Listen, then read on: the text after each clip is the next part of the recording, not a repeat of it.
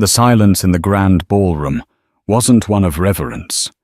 It was the sharp, breathless hush that precedes a detonation. Hundreds of the city's elite, draped in diamonds and tailored suits, held their champagne flutes suspended in mid-air. All eyes were on the stage, where billionaire Alistair Williams had just finished a toast. But he hadn't toasted his wife Meredith, who stood beside him. He had toasted his mistress. And now, as the humiliation settled like a physical weight on her shoulders, Meredith reached for the microphone. Her hand didn't tremble. Her voice, when it came, was not a whisper of defeat, but the clear, cutting sound of a blade being drawn. The Williams residence in the heart of Mayfair was less a home and more a museum of a life Meredith Williams no longer felt she was living. It was a place of polished marble floors that echoed with loneliness and floor-to-ceiling windows that overlooked a city she felt disconnected from. For 10 years, she had been the silent, steady architect of her husband Alistair's success. It was her sharp business acumen, inherited from her unassuming accountant father, that had helped turn Alistair's fledgling tech startup into the global behemoth Williams Innovations. She had been the one poring over contracts while he charmed investors, the one balancing budgets while he graced magazine covers. But in the last 2 years, something had shifted. The man who once called her his secret weapon now called her his social liability.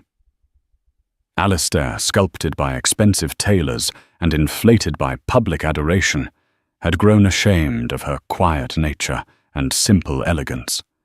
He craved a woman who was an accessory, a dazzling jewel to hang on his arm, not a partner who knew the company's foundational code better than he did.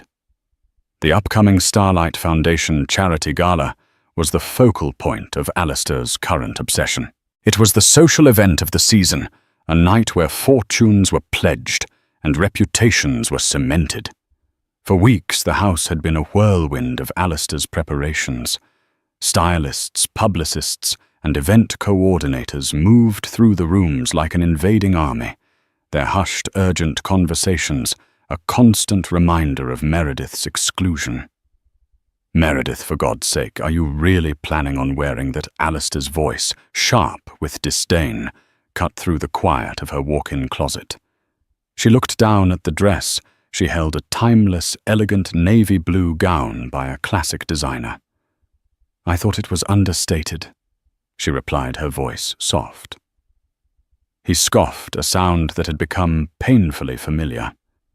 He was already in his tuxedo, looking like a king, surveying a particularly disappointing part of his kingdom. "Understated is another word for forgettable. This is the Starlight Gala, not a PTA meeting. I need you to look impactful."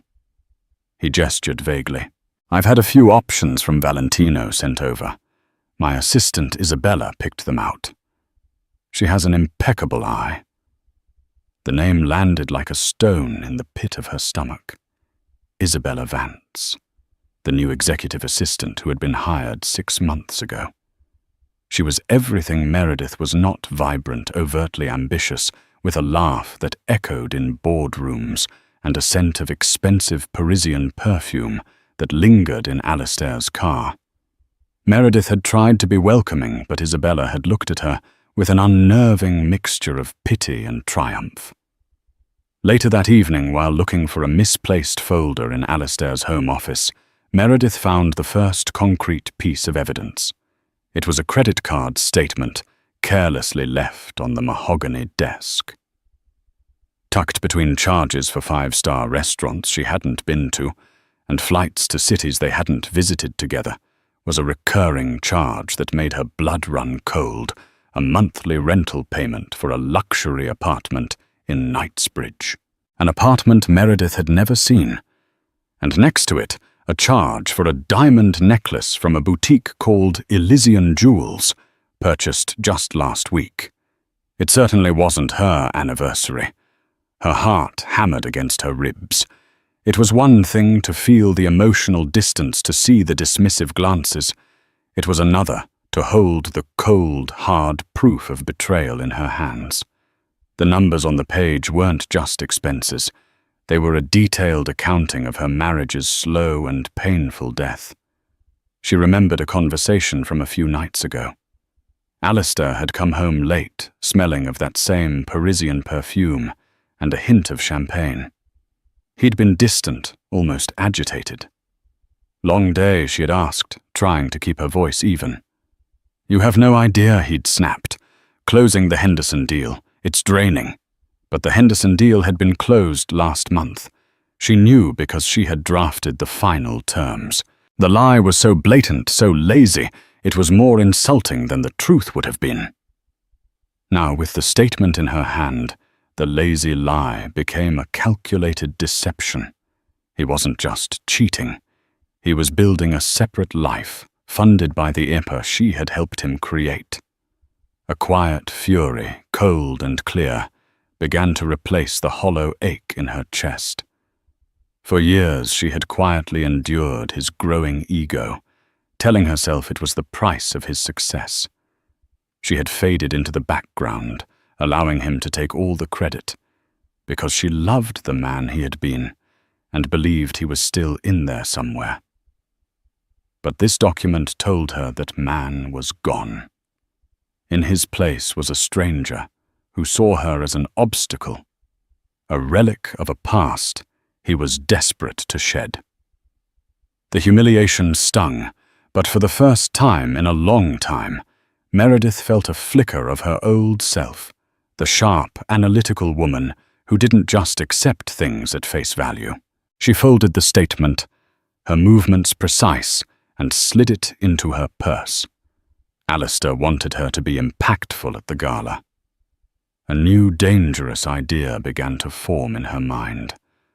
Oh, she would be impactful, but not in the way he or his assistant could ever imagine. The next morning, Meredith didn't confront Alistair. An emotional outburst was exactly what he would expect.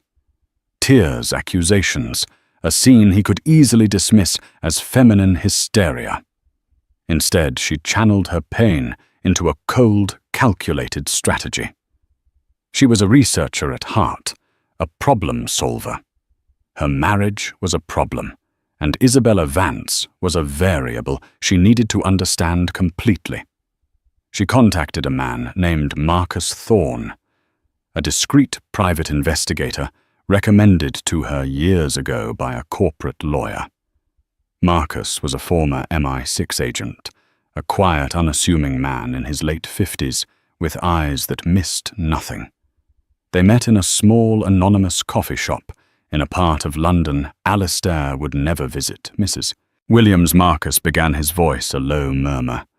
"You mentioned on the phone this was a matter of extreme sensitivity." Meredith pushed a file across the table. It contained a photo of Isabella she'd downloaded from the company website, the Knightsbridge address from the credit card statement, and the name of the jewelry boutique. "My husband is having an affair with this woman." His assistant, Isabella Vance Meredith, said, her voice steady and devoid of emotion. "I don't just want confirmation. I want to know everything about her, where she comes from, her family, her education, her past relationships, everything." Marcus scanned the documents, his expression unreadable. People like this who attach themselves to wealth so quickly often have carefully curated histories. It's my job to find the pages they've torn out. I'll start with the apartment. For the next week, Meredith lived a double life. To Alistair, she was the same quiet, compliant wife, even feigning interest in the Valentino gowns he'd had sent over. She chose the most dramatic one, a blood-red creation that was completely unlike her usual style, and told him she would wear it to please him. His smug satisfaction was almost unbearable, but she held her composure, viewing it as an actress preparing for a role. Internally, she was a nerve center of anxiety and anticipation, waiting for Marcus's call. It came late one rainy Tuesday afternoon. Meredith, he said, foregoing the formality of her married name. We have a problem. Isabella Vance doesn't exist. The words hung in the air, chilling her to the bone. What do you mean, she doesn't exist? I mean the person you know as Isabella Vance is a ghost, Marcus explained. The social security number she provided to your husband's company is fake. The university degree from the Sorbonne she claims to have, the university has no record of her. The prestigious family from Geneva she talks about. They don't exist. She's a complete fabrication. Meredith sank onto a chair in her study, the room where she'd spent thousands of hours building Alistair's company.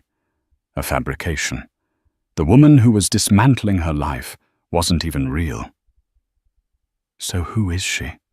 Meredith whispered. That's what I've been working on. Marcus said. I ran facial recognition against multiple databases using surveillance photos I took outside the Knightsbridge flat. I got a hit, a low-quality one from a 5-year-old fraud case in Miami, Florida. He sent the file to her encrypted email address. Meredith opened it, her hands trembling. The mugshot on the screen showed a younger, harder-looking version of Isabella. Her hair was different, her expression defiant, but the eyes were the same, cold and calculating. And the name beneath the photo was not Isabella Vance. It was Catherine O'Malley. Catherine Kitty O'Malley. Marcus's voice continued over the phone. She was part of a ring that specialized in romance scams, targeting wealthy, middle-aged businessmen.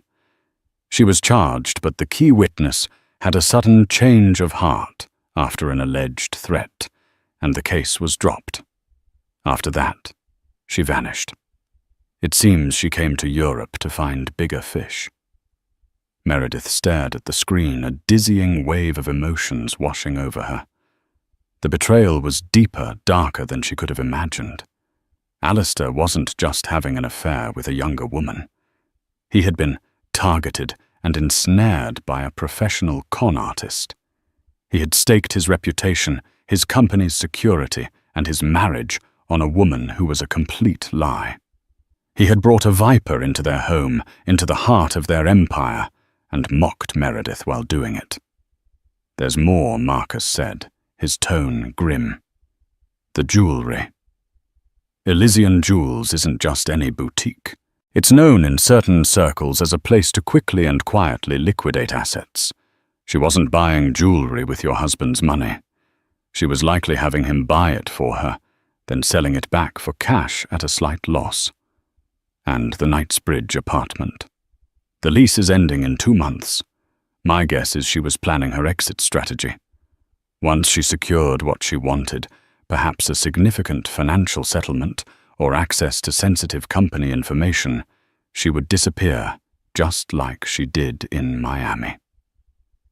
The pieces of the puzzle clicked into place with horrifying clarity.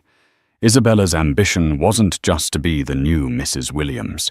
It was to bleed Alistair dry and vanish, leaving him ruined. And Alistair, blinded by his own ego and lust, was handing her the knife to do it. Meredith's grief and anger began to coalesce into a diamond-hard resolve. This was no longer just about a cheating husband. This was about protecting the legacy she had built. Alistair's humiliation of her was a symptom of his own blindness, a blindness that was now threatening to destroy everything. She closed the laptop. She now held a secret that could obliterate Isabella, or Catherine rather, and she knew exactly when and where she was going to reveal it. The Starlight Gala wasn't just a party anymore. It was going to be a courtroom, and she was going to be the prosecution. The blood-red Valentino dress hanging in her closet suddenly seemed fitting. It was the color of war. The 48 hours leading up to the gala were the most surreal of Meredith's life. She moved through her days with a strange, detached calm, the kind of stillness that settles over a battlefield before the first shot is fired. The knowledge she possessed was a physical weight, a dense, powerful core within her.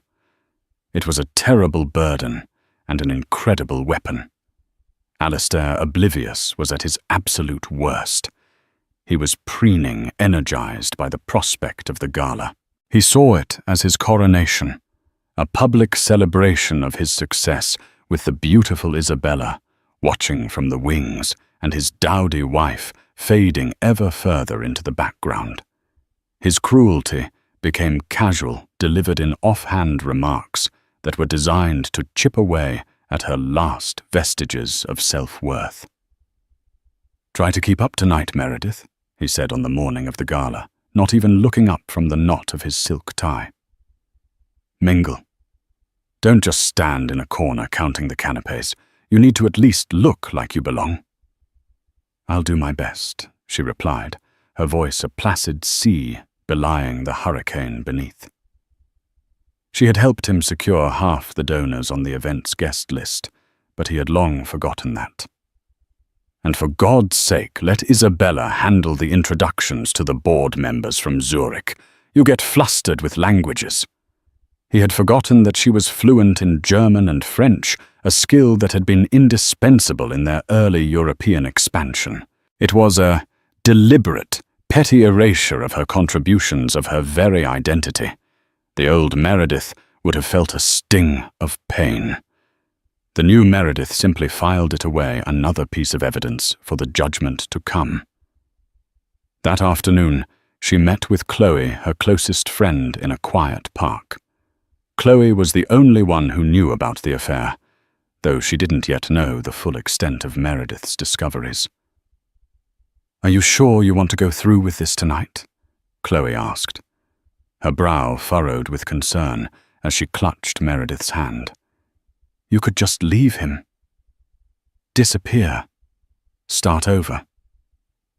Leaving quietly would be a victory for them," Meredith said, her gaze fixed on the distant London skyline. "He would paint me as unstable emotional. She would become the victim who rescued him from a troubled marriage. No, the truth has to come out. Not just for me, but for the company. He's given her a high-level security clearance, Chloe. She has access to everything. This isn't just about my heart. It's about the life's work of hundreds of employees." Chloe squeezed her hand. "Then what's the plan? How are you going to do it?" "He's giving the keynote address tonight." Meredith explained her plan, now fully formed. "He'll be on stage in front of everyone. He loves the spotlight. So I'm going to let him have it. I'm going to let him build himself up as high as he can go. And then I'm going to pull the foundation out from under him." That evening, as she got ready, Meredith felt a transformation taking place. She wasn't just putting on a dress, she was donning armor. The blood-red Valentino gown was a statement. Her hair, usually in a simple, elegant chignon, was styled in soft, glamorous waves by a stylist Chloe had arranged a woman who knew nothing of the night's drama, but sensed the steel in her client's demeanor. Her makeup was understated, but powerful, accentuating the fierce clarity in her eyes. When she descended the grand staircase, Alistair was waiting at the bottom, a glass of scotch in his hand. He stopped mid-sip, his eyes widening almost imperceptibly. For a fleeting moment he looked at her, not as the familiar boring wife, but as a striking woman he didn't quite recognize. "Well," he said, recovering quickly, a smirk playing on his lips. "It seems Isabella's choice was a good one. You almost look the part." It was meant to be a final cutting remark, a reminder that even her beauty tonight was not her own. But it didn't land. She simply smiled, a cool, enigmatic smile that didn't reach her eyes. "I'm so glad you approve, darling," she said. "We wouldn't want me to be forgettable tonight, would we?" In the car on the way to the Dorchester Hotel, where the gala was being held, the silence was thick with unspoken words. Alistair was scrolling through his phone, a self-satisfied smile on his face. Meredith knew he was texting Isabella, who would already be there networking, charming, playing the part of the brilliant, indispensable assistant. Meredith looked out the window at the glittering lights of London. She felt no fear, only a profound and terrible clarity. She was about to detonate a bomb in the middle of her own life, and the blast would destroy everything. Her marriage, Alistair's reputation, and a dangerous woman's elaborate web of lies.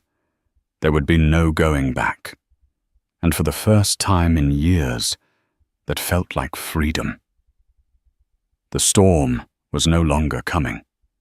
She was the storm. The ballroom at the Dorchester was a dizzying spectacle of wealth and power. Crystal chandeliers the size of small cars cast a glittering golden light over a sea of London's most influential figures. The air hummed with conversation, the clinking of glasses and the soft strains of a string quartet. For a moment, stepping into the throng on Alistair's arm, Meredith felt a pang of nostalgia for the early days when nights like these had felt like a thrilling adventure they were conquering together. The feeling vanished the moment she saw Isabella. She was standing near the main stage, holding a small crowd captive, with a story her laughter bright and artificial. She wore a shimmering silver dress that clung to her like a second skin, a stark metallic contrast to Meredith's deep red. Their eyes met across the room. Isabella's smile didn't falter, but she gave Meredith a look of such blatant, triumphant condescension that it was practically a declaration of victory. It was the look of a predator who believed her prey was already defeated. Alistair immediately steered them in her direction. "Isabella, wonderful work with the seating arrangements. Everything is perfect." He gushed his hand, leaving Meredith's arm to rest for a moment too long on the small of Isabella's back. "Only the best for you." Alistair. Isabella purred, her eyes flicking to Meredith. "And Mrs. Williams, that dress is a bold choice. It's wonderful to see you trying new things." The compliment was expertly crafted to sound like an insult, a patronizing pat on the head. Meredith simply smiled, her cool, serene smile. "Thank you, Isabella. It's always important to be prepared for a memorable evening." For the next hour, Meredith played the part of the dutiful wife perfectly. She nodded, she smiled, she allowed Alistair to talk over her. She watched as he and Isabella operated like a well-oiled machine, moving through the crowd, charming donors and sharing inside jokes. They were a team. Meredith was the ghost haunting her own life. With every passing minute, the cold resolve in her heart hardened further. Finally, the time came. The lights dimmed, and the chairman of the Starlight Foundation took the stage to introduce the evening's keynote speaker and primary benefactor, Alistair Williams. Alistair strode onto the stage to thunderous applause. He was in his element, bathed in the spotlight radiating confidence and power. Meredith was expected to stand at the side of the stage, the supportive wife, smiling adoringly. And she did. She stood there, her expression unreadable as he began his speech. He spoke about innovation, about the future, about philanthropy. It was a good speech, polished and inspiring. And then he went off script. "Success is never achieved alone," he said, his voice resonating with false humility. He paused, looking out over the crowd. "I've been blessed with a team that pushes the boundaries of what's possible every single day." He then looked towards Isabella, who was watching from the front table, her face a mask of rapt attention. And in recent times he continued his gaze lingering on her. I've been particularly fortunate to have someone by my side whose vision and passion have been a true source of inspiration, someone who understands the dynamic world we live in. Thank you, Isabella, for bringing such clarity and light to William's innovations. The implication was crystal clear to everyone in the room who knew the whispers. It was a public anointment. Then, as if remembering an afterthought, he turned his head slightly towards Meredith. "And of course I must thank my wife, Meredith," he said, his tone shifting to one of indulgent condescension, "for holding down the fort at home, for her years of quiet support. It's so important to have that kind of stability. Please, a round of applause for her." The applause was hesitant, awkward. The room was thick with embarrassment on her behalf. It was the ultimate humiliation. In front of hundreds of their peers, colleagues, and friends, he had reduced their 10-year partnership to a footnote. He had dismissed her as the domestic, stable, boring foundation upon which his exciting new life was being built. He had publicly crowned his mistress and relegated his wife to the shadows with a dismissive pat on the head. He finished his speech and turned to her, a smug, triumphant smirk on his face, expecting her to shrink away, to perhaps even have tears in her eyes. The guests were looking at her, a sea of pitying faces. This was the moment, the detonation point. Alistair reached for her hand to lead her off stage, but Meredith didn't move. Instead, she stepped forward, moving past him towards the lectern, where the microphone still stood. "Alistair, wait," she said, her voice calm and clear, amplified throughout the silent ballroom. He froze, his smile faltering. "Meredith, what are you doing?" he hissed under his breath. She reached the lectern and gently adjusted the microphone. She looked out at the sea of faces, and for the first time they were all focused solely on her. The quiet, forgettable wife had taken center stage. "My husband is right," she began, her voice ringing with an authority no one in that room had ever heard from her before. "Honesty and clarity are so important in today's world, and he's right to thank those who bring new energy. In fact, his tribute to Miss Vance has inspired me to offer my own." She turned her head and looked directly at Isabella, whose adoring smile was now frozen on her face, a flicker of uncertainty in her eyes. "I think we should all give a truly warm welcome." Meredith continued her words, precise and deliberate. "Not just to Isabella Vance, the brilliant executive assistant from Geneva." She paused, letting the silence stretch, letting every single person in the room lean in, "but also to Catherine O'Malley from Miami, Florida." A collective audible gasp swept through the ballroom. The name meant nothing to most but the context. The cold, deliberate way Meredith delivered it was electric. It was the sound of a guillotine blade being released. Isabella Catherine jerked, as if struck. The color drained from her face, leaving behind a pallid mask of sheer panic. Her eyes, wide with terror, darted towards the exits. Alistair stared at Meredith, his face a canvas of confusion and fury. "Meredith, what the hell is this? Have you been drinking?" he snarled in a harsh whisper, trying to grab her arm. She moved away from his touch, never taking her eyes off the crowd. "I haven't been drinking, Alistair. I've been doing my due diligence. Something you as a CEO should appreciate." Her voice regained its amplified public tone. "You see, Catherine, or Kitty, as her associates in Miami knew her, has a truly remarkable history. She's not an alumnus of the Sorbonne. She has no prestigious Swiss family. Her real talent lies in asset liquidation and identity fraud. She specializes in targeting successful, but perhaps emotionally vulnerable. Businessmen. A low murmur erupted in the room, growing into a wave of shocked whispers. People were turning to stare at Isabella, who now looked like a cornered animal. The mask of sophistication had shattered, revealing the raw fear of a common criminal. Meredith continued her voice, methodical and relentless, laying out the facts as if presenting a quarterly report. Her standard procedure is quite effective.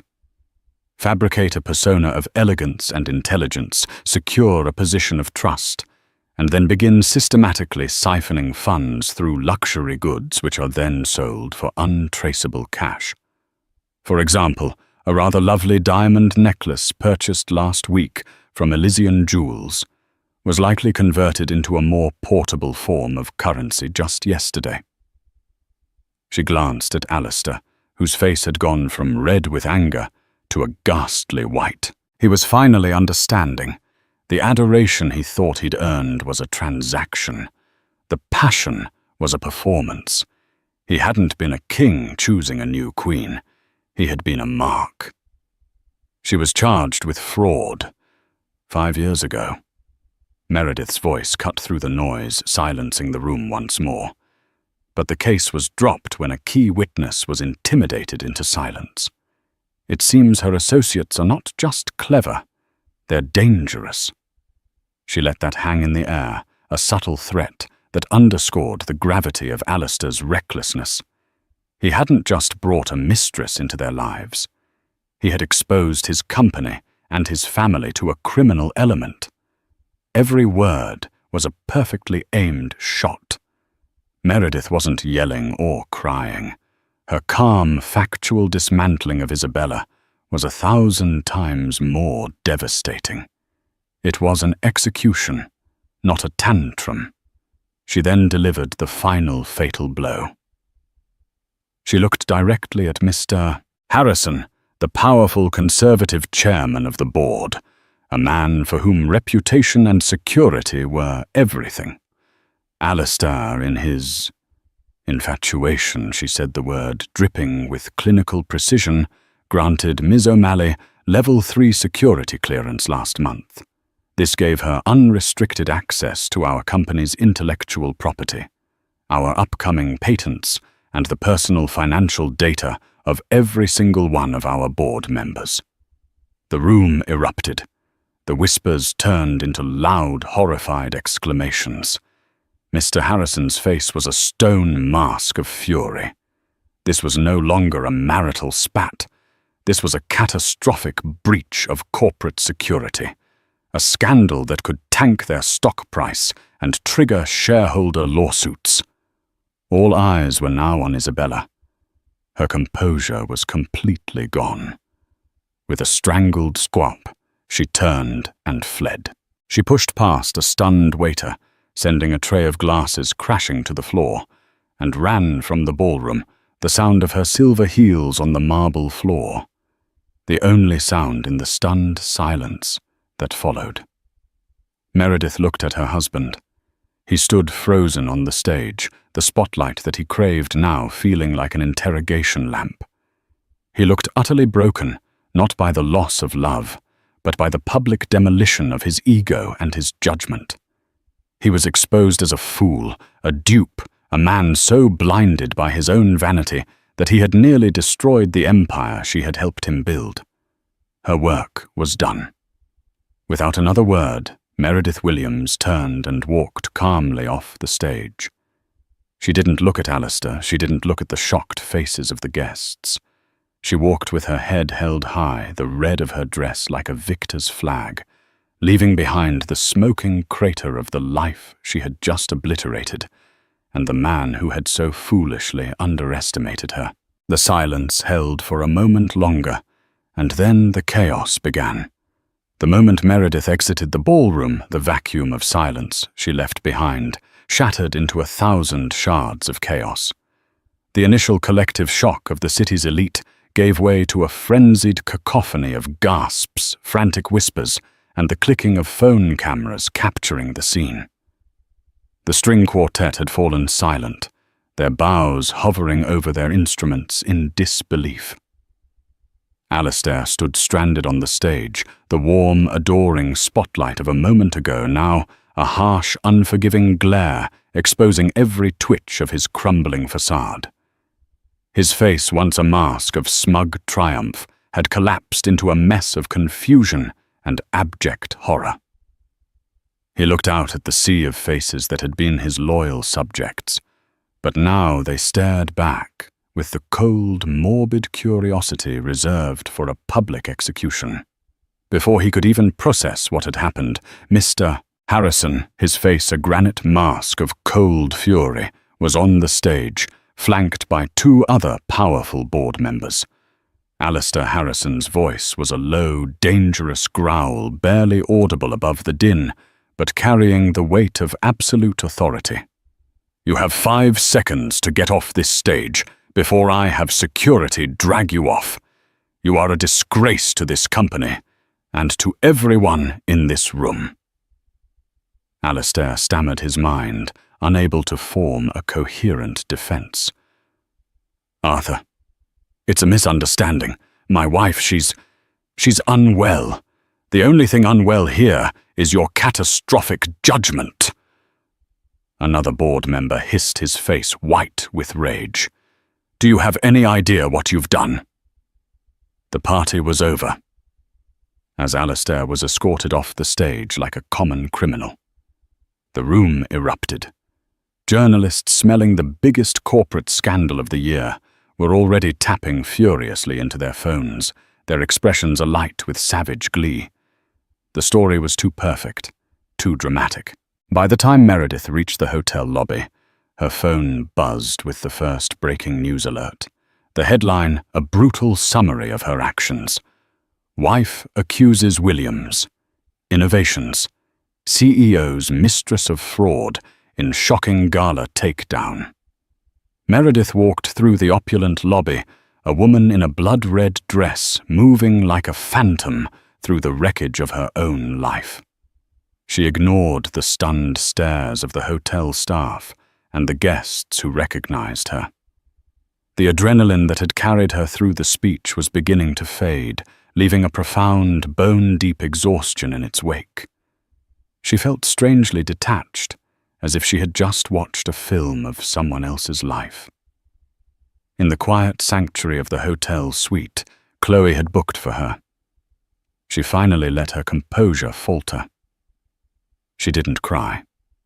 Instead, she walked to the full-length mirror and stared at her reflection. She saw the woman in the Valentino gown, her makeup still perfect, her expression a mixture of steel and sorrow. It was the face of a warrior who had won a terrible, necessary war. She had cauterized a wound, but the burn was deep, and the scars would remain. Chloe called her voice a lifeline of frantic concern and fierce pride. "I saw the news alerts, Meredith. Are you okay? What you did, it was legendary."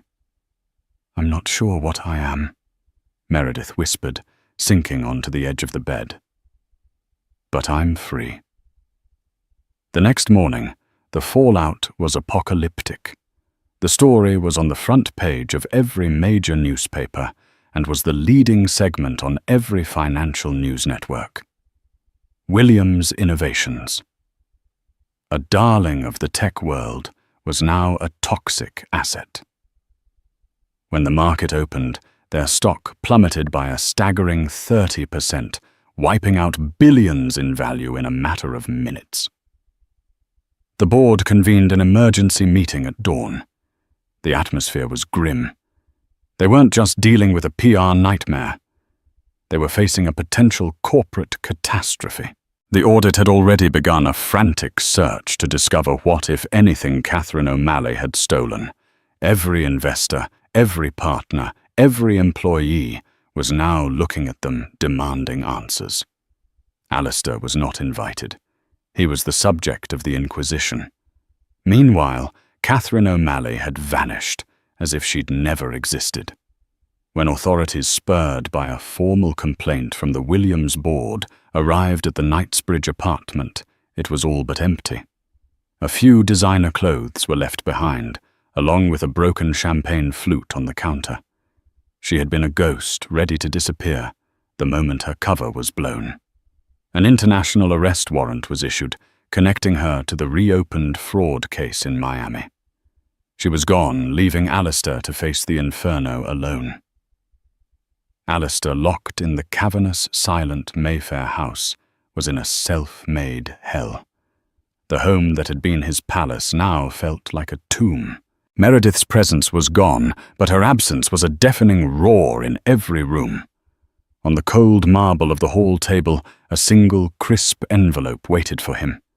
Inside were divorce papers already signed by Meredith, her signature a clean, decisive stroke. Tucked behind them was the business card of her lawyer, a woman renowned for dismantling the careers of arrogant, powerful men. His phone rang incessantly, a chorus of fury from investors and lawyers. He ignored them and tried to call Meredith, his desperation curdling into rage. He left a string of rambling, pathetic voicemails, each one a testament to his complete lack of self-awareness. Meredith, you've destroyed me. You've destroyed everything. Was this worth it to make a scene? We could have handled this privately. You've cost us billions. You owe me an explanation. Call me back. We need to present a united front to the board. Meredith, call me. He still didn't understand. He saw her actions not as a necessary defense of the company, but as a personal attack on him. He wasn't mourning the loss of his wife. He was mourning the loss of his reflection in the public eye.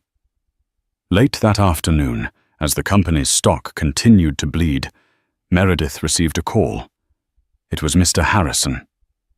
Meredith, he said, his voice heavy, not with anger, but with a weary respect. On behalf of the board, we owe you an apology. We were all blinded by Alistair's charisma. We enabled his ego, and we failed to see the rot setting in. You were the only one who saw the truth, and you had the courage to act on it. I only did what was necessary to protect my investment and the work of our employees. She replied, her voice calm and measured. The board has voted unanimously, he continued, getting to the point. Alistair has been suspended indefinitely as CEO pending the results of the full investigation. We're exercising the morality clause in his contract. His judgment cannot be trusted. Meredith, the company, is hemorrhaging. We need a leader who can stop the bleeding and restore faith immediately. We need an interim CEO. He paused, the weight of his next words hanging in the balance. The board was unanimous on this as well. We want you, Meredith. The proposition struck her with the force of a physical blow. She stared out her hotel window, her mind reeling. She had planned for a quiet exit, a new life built from the ashes. She had never imagined a path back to the heart of the empire she had been pushed out of. Me, she finally managed to say the word, a whisper. You were the co-founder in spirit, if not on paper, Mr. Harrison said firmly. You have the institutional knowledge that no one else does. You have the respect of the original team. Your actions at the gala, while unorthodox, proved you have an iron will and an unshakable integrity that this company desperately needs right now. You are the only person who can restore faith in Williams' innovations. The only person we trust. Will you do it? Meredith looked out at the city spreading before her.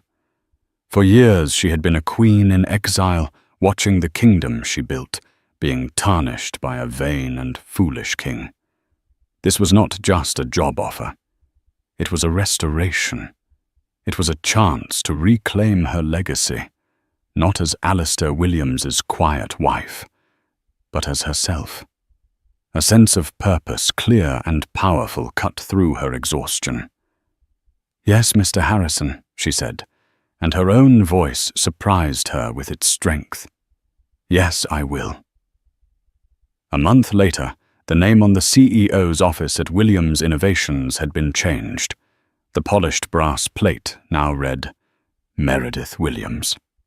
Her first day walking back through the gleaming glass doors of the headquarters was a study in contrasts. The building was the same monument to success she had helped envision, but she entered it as a different woman. She was no longer a shadow, a visitor, or an accessory on Alistair's arm. She was the commander, and the quiet authority in her stride turned heads. Whispers followed her, not of scandal but of awe. The older employees, the engineers and programmers who remembered her from the grueling startup days, saw her return as a course correction. A young software developer who had only ever known her as the CEO's quiet wife from company photos held a door for her, his eyes wide with a newfound respect. It was a small gesture, but it was everything. Her true test came in the boardroom.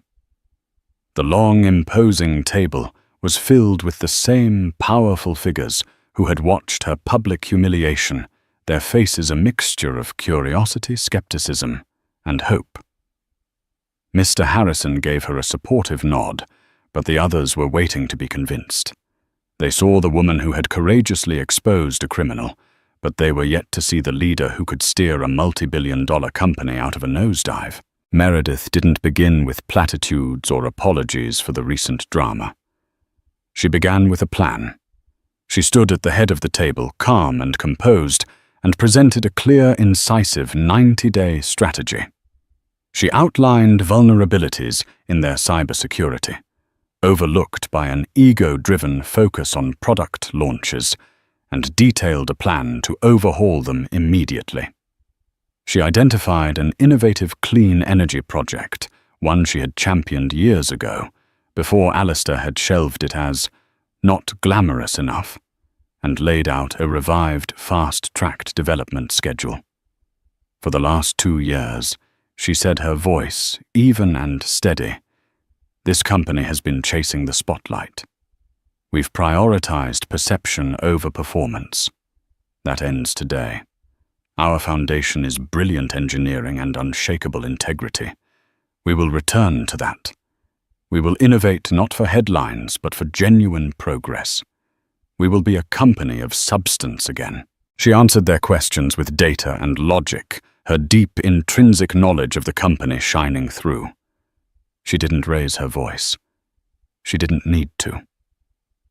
By the end of the meeting, the skepticism in the room had evaporated, replaced by a palpable sense of confidence.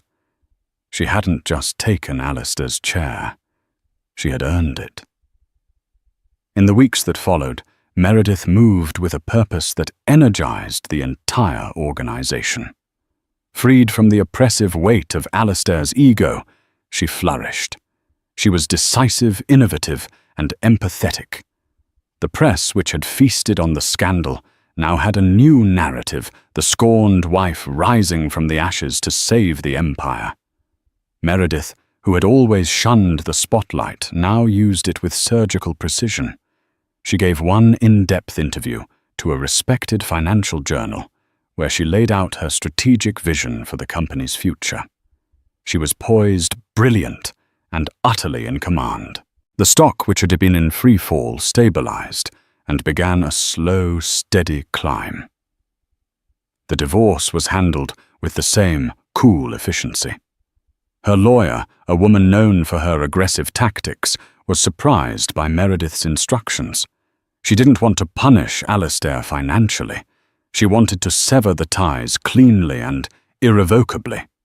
She took what was rightfully hers, a significant share of the company she had co-founded, in all but name, and relinquished any claim on his personal assets. It wasn't about revenge. It was about freedom. Alistair was a ghost of a past life, and she was closing the door on him forever. He became a pariah in the city that once worshipped him. His reputation was gone, His social invitations dried up, and his calls to former colleagues went unanswered. He was left with his money, but stripped of the adoration he craved. He was a king with no kingdom. He was forced to resign permanently from all his positions, a man rendered irrelevant by his own hubris. One evening, about 2 months into her tenure, Meredith was working late in her office.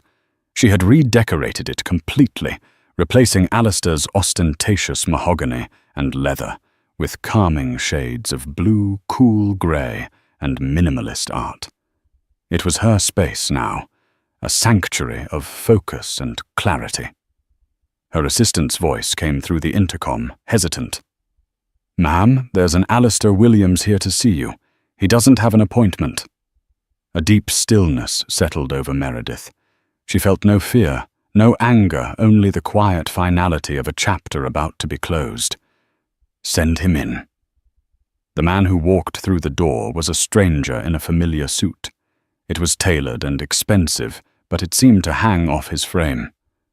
The arrogant swagger was gone, replaced by a weary, defeated slump. His eyes, which once scanned every room for admirers, were now fixed on the floor. "Meredith," he began, his voice raspy and thin. "Alistair." She replied, her tone neutral, not rising from her chair. She was behind her desk, a barrier of glass and steel between her present and her past. I'm not here to ask for anything," he stammered, finally looking at her. His eyes were hollow. I had to say it. I'm sorry. For everything. I was a fool, a blind, arrogant fool. I let it all go to my head, and I threw away the most important thing in my life. You. Meredith listened in silence, observing him with a detached sort of pity. He looked like a man who had finally read the last page of a book, only to realize he had misunderstood the entire story. He still thought he was the protagonist. He took a step closer. "I see what you're doing with the company. The clean energy project. It's brilliant. It was always brilliant. I just couldn't see it. I couldn't see you." She finally spoke, her voice soft, but unbreakable. "Do you know what I regret most, Alistair?" He looked at her, a flicker of hope in his eyes, perhaps expecting a confession of lingering love. "It isn't your affair. That was just a symptom of the real disease. I regret allowing you to make me feel small. I regret the thousands of times I quieted my own ideas so your voice could be louder. I regret fading into the background so your light could shine brighter, convincing myself it was a wife's duty. I regret sacrificing my own voice for the sake of your comfort, piece by piece, until I almost forgot I had one." She stood then, a queen in her own right, her presence filling the space he had once dominated. "That is a mistake I will never make again. What you did with Catherine was a betrayal of our marriage. But what I allowed you to do to me over the years was a betrayal of myself. Your apology is for the first act. My new life is the answer to the second." The hope in his eyes died, replaced by a stark, painful understanding. He had not just lost a wife.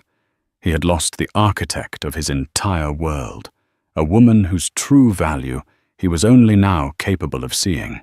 "I accept your apology, Alistair," she concluded, her voice softening slightly, not with affection but with finality.